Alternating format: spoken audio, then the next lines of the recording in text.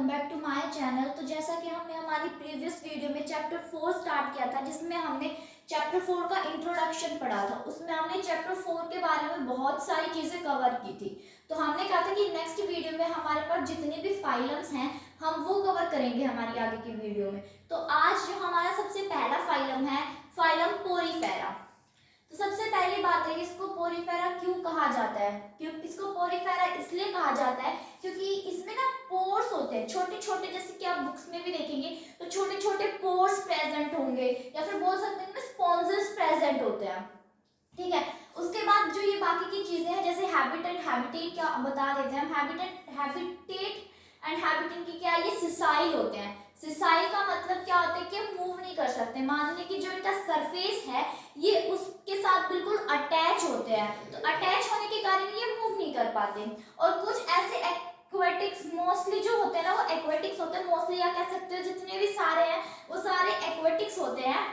लेकिन इनमें जो मोस्टली होते हैं ना वो मराइन होती हैं, यानी कि जो खारे पानी में रहना पसंद करते हैं। लेकिन कुछ ऐसी फॉर्म्स होती हैं जो फ्रेश H2 में भी रहती है। जैसे कि हम एग्जांपल के में देख सकते हैं कि जो हमारा स्पोंजिला है वो एक फ्रेश H2O स्पंज है।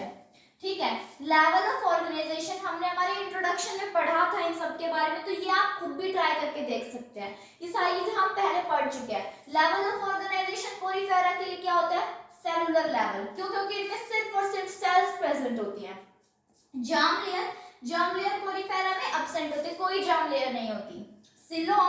सिलोम हमने बताया था, ये इसमें एसिलोमेट होता है, यानी कि सिलोम इससे एब्सेंट होता है। सिलोम कब बनता है, जब मेसोडर्म की स्प्लिटिंग होती है। मेसोडर्म लेयर्स पोरीफेरा में प्रेजेंट नहीं होती, इसलिए एसिलोमेट होता है।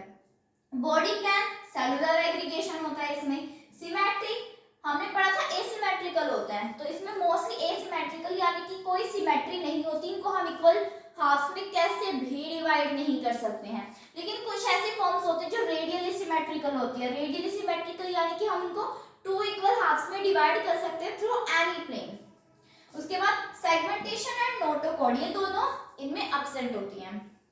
उसके बाद इसमें एक वाटर कैनाल सिस्टम होता है। वाटर कैनाल सिस्टम देखो, हमारे पास एक ऐसा सिस्टम होता है, ठीक है, जिसको हम वाटर कैनाल सिस्टम बोलते हैं। इसमें जो ये अपर पार्ट है ये ऑस्क्यूलम, माउथ बोल सकते हैं, ऑस्क्यूलम है।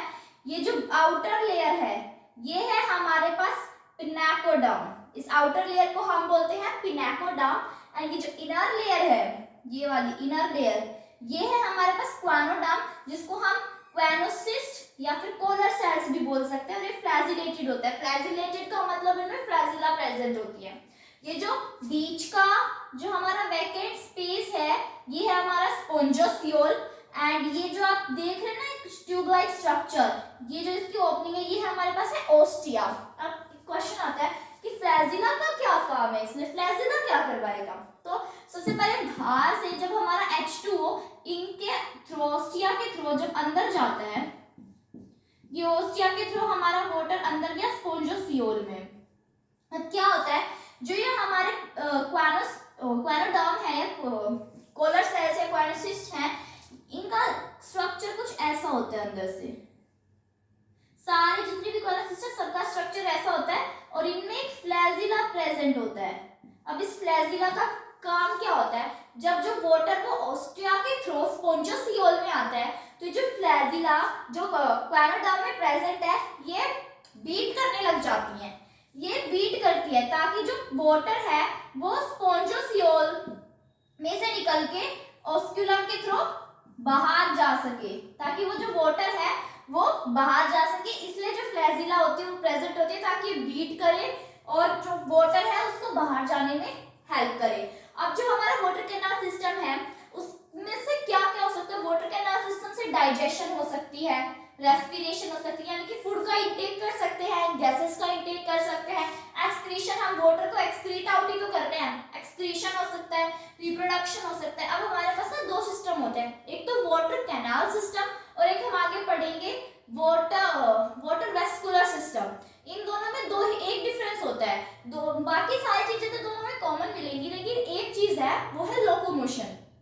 जो हमारा वाटर कैनाल सिस्टम है ये लोकोमोशन में हेल्प नहीं करता, लेकिन जो वाटर वेस्कुलर सिस्टम है वो लोकोमोशन में हेल्प करता है। ये बात ध्यान रखना, जब हम वाटर वेस्कुलर सिस्टम पढ़ेंगे तो अभी बात काम आएगी कि जो वाटर कैनाल सिस्टम है वो लोकोमोशन करवाने में हेल्प नहीं करता है, बल्कि वाटर वेस्कुलर सिस्टम लोकोमोशन करवाता है। अब इनका जो एंडोस्केलेटन होता है वो स्पिक्यूल्स और स्पॉन्जियन फाइबर्स से मिलकर बना होता है, और जो स्पिक्यूल्स इसमें होते हैं वो सिलिका के भी बने हुए हो सकते हैं एंड कैल्शियम के, यानी कि सिलिकेशियस स्पिक्यूल्स भी हो सकते हैं या कैल्सिशियस स्पिक्यूल्स भी हो सकते हैं।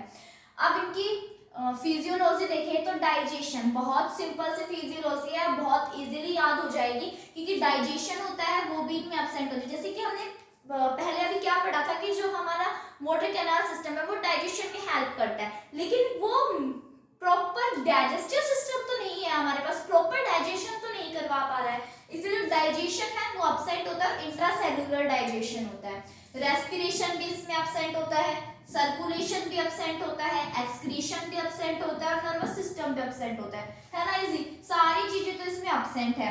रिप्रोडक्शन देखें तो जो सेक्सेस है वो इसमें सेपरेट नहीं होती है, यानी कि इसमें बाइसेक्सुअल रिप्रोडक्शन या फिर हम बोल सकते हैं मोनोशियस रिप्रोडक्शन होता है, दोनों सेक्सुअल एंड एसेक्सुअल दोनों रिप्रोडक्शन इसमें प्रेजेंट होते हैं।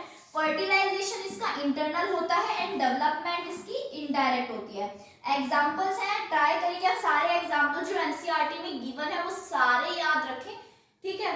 साइकोन जिसको हम स्काइफा बोलते हैं, Euspongia, common bath sponge and Spongilla, जो हमने पहले भी बताया था कि हमने क्या कहा था कि कुछ फॉर्म्स ऐसी होती है जो फ्रेश वाटर में प्रेजेंट होती हैं। तो जो स्पॉन्जिला है वो फ्रेश वाटर स्पंज है, ये फ्रेश वाटर में प्रेजेंट होता है। तो ये हमने हमारे फाइलम पोरीफेरा के बारे में सारी चीजें पढ़ लिया, उनका हैबिटेट, जितने भी level of organisation, germ level, वो सारी पढ़ ली है हमने। वाटर कैनाल सिस्टम के बारे में पढ़ लिया है, उसका एंडोस्केलेटन एंड उसकी फिजियोलॉजी पढ़ ली है, एंड लास्ट जो एग्जांपल्स हैं जो हमारी एनसीईआरटी में भी गिवन है वो भी हमने पढ़ लिए हैं। तो आज की वीडियो में बस इतना ही। Thanks for watching my video, और मेरी बाकी की वीडियो देखने के लिए मेरे वीडियो को लाइक करें और चैनल को सब्सक्राइब करना ना भूलें। थैंक्स।